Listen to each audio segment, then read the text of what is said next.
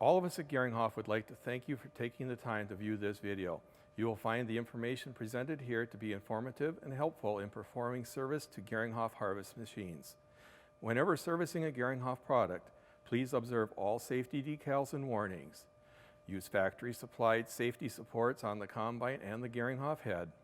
Use proper safety equipment required for the task.